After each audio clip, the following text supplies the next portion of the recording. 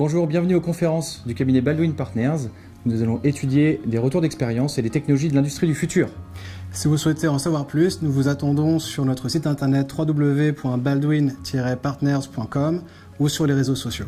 À bientôt.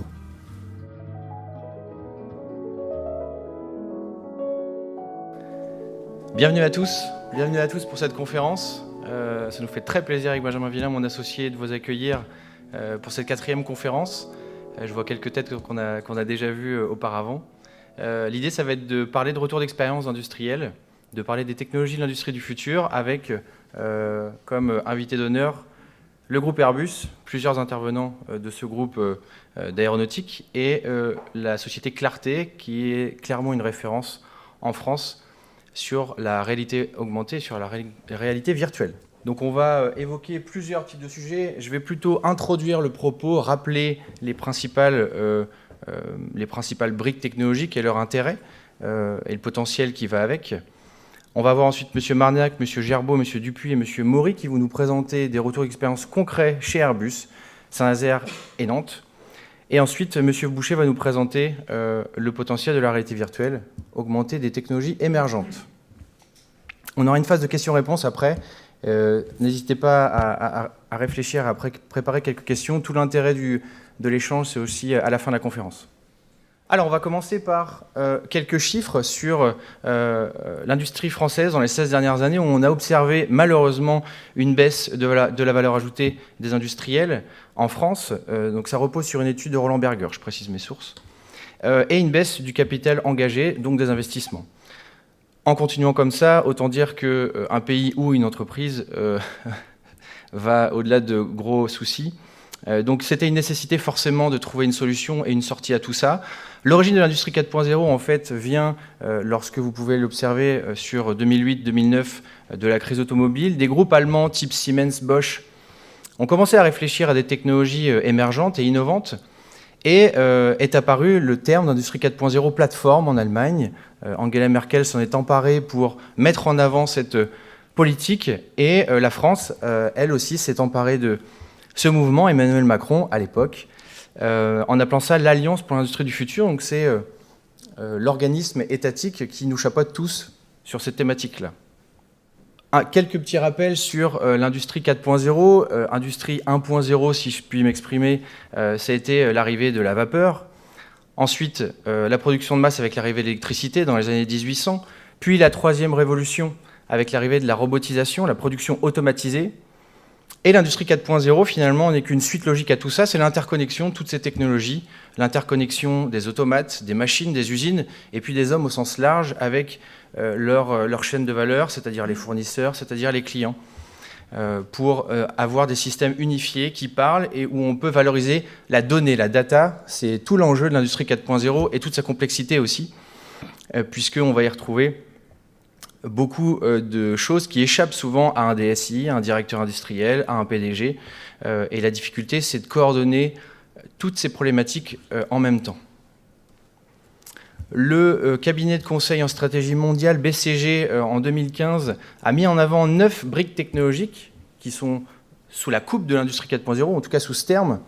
Et on retrouve les robots autonomes, donc c'est ce qu'on appelle les cobots.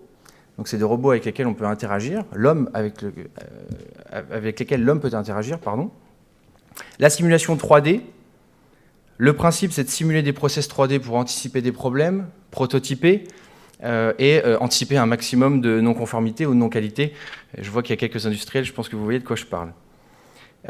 Les systèmes d'intégration horizontaux et verticaux. Là, je vais vous donner quelques termes un peu, peut-être pas forcément pour les profanes, mais MES et WMS. En gros, c'est des sortes de boîtes noires informatiques où vous allez pouvoir intégrer des bouts de votre chaîne de valeur. Par exemple, la production, par exemple, l'ordonnancement, par exemple, la supply chain.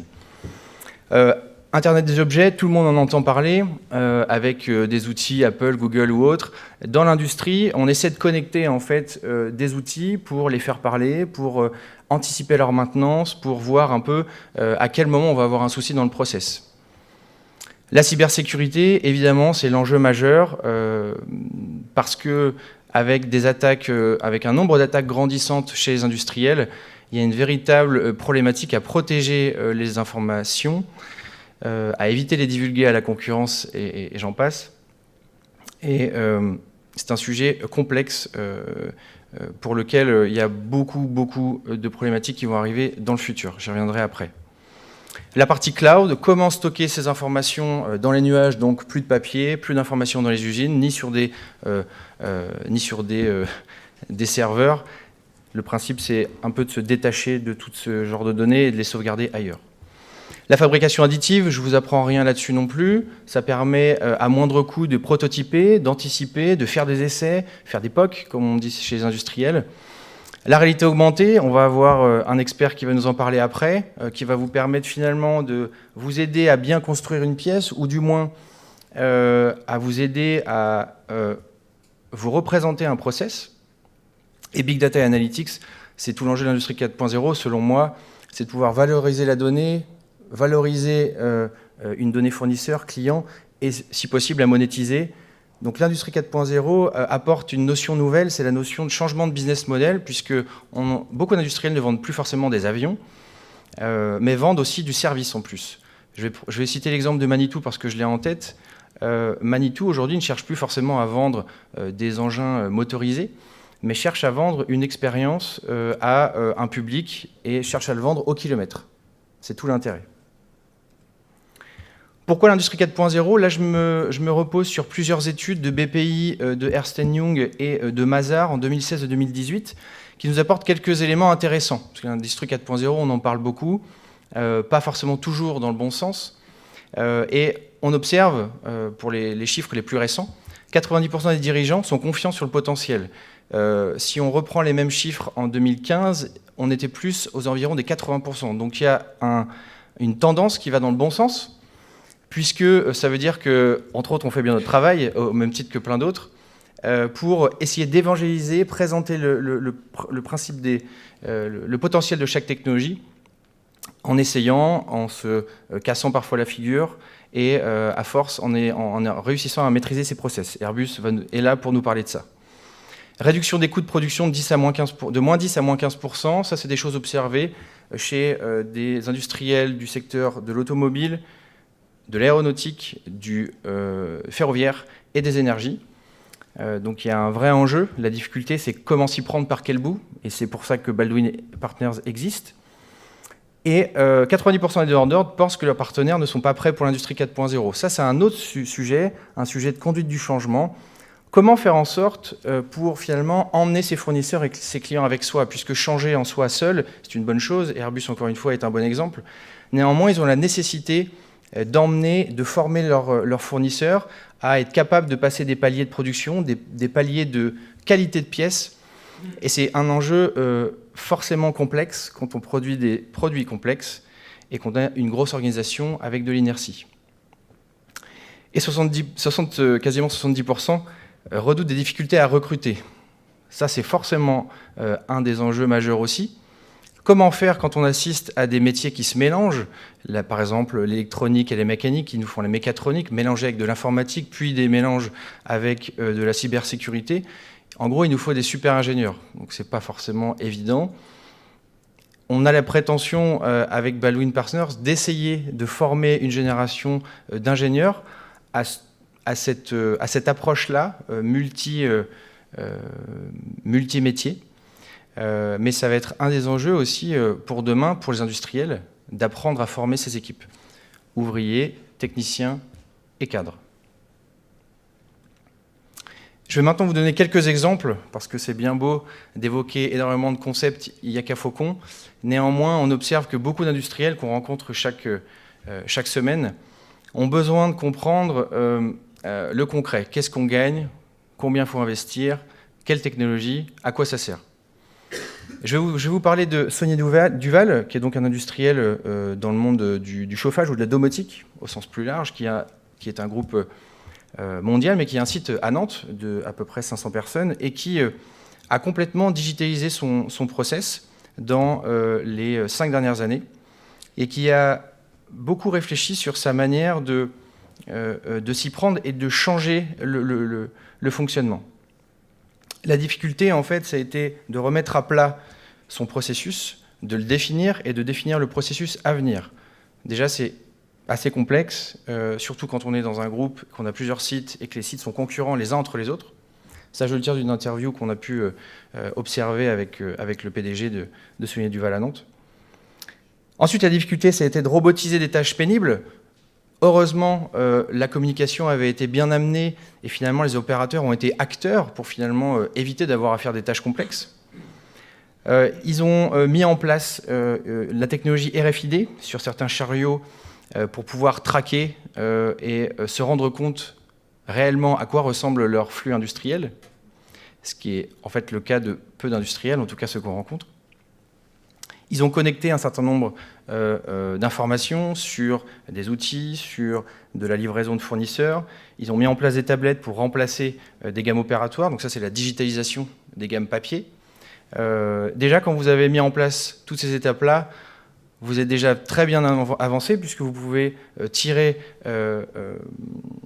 une analyse de ce que vous faites, de là où vous allez et d'un schéma industriel.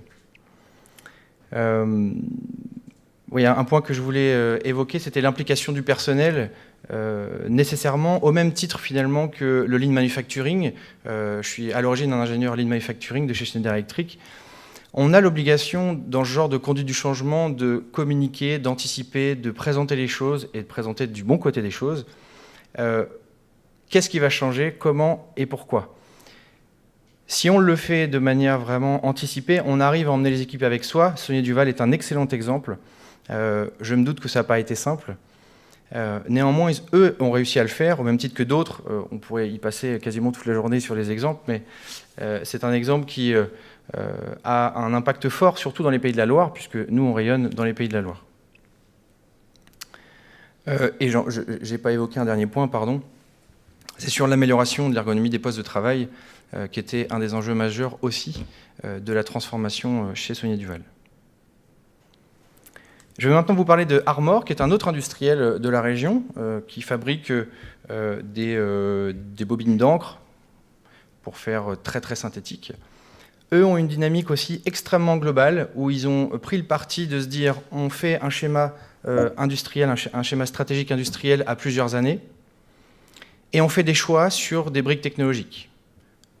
Eux, ils se sont basés ils ont tout misé sur la data, et ensuite ils ont décliné par briques technologiques. Les robots communicants, des cobots, donc c'est pas la même chose. Hein. Le cobot, l'homme peut interagir avec lui. Le robot communicant, on peut communiquer par la data, mais pas forcément par les gestes, puisqu'il est dans une cage.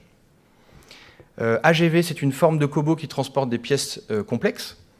MES, c'est ce que j'évoquais tout à l'heure avec ces sortes de boîtes noires informatiques qui vous permettent de maîtriser un process et de faire de l'analyse. Le MES, en l'occurrence, a cette capacité de faire parler des données de production, d'anticiper, de se rendre compte si on a un stock, de savoir si un flux industriel est bien cadencé ou s'il l'est mal.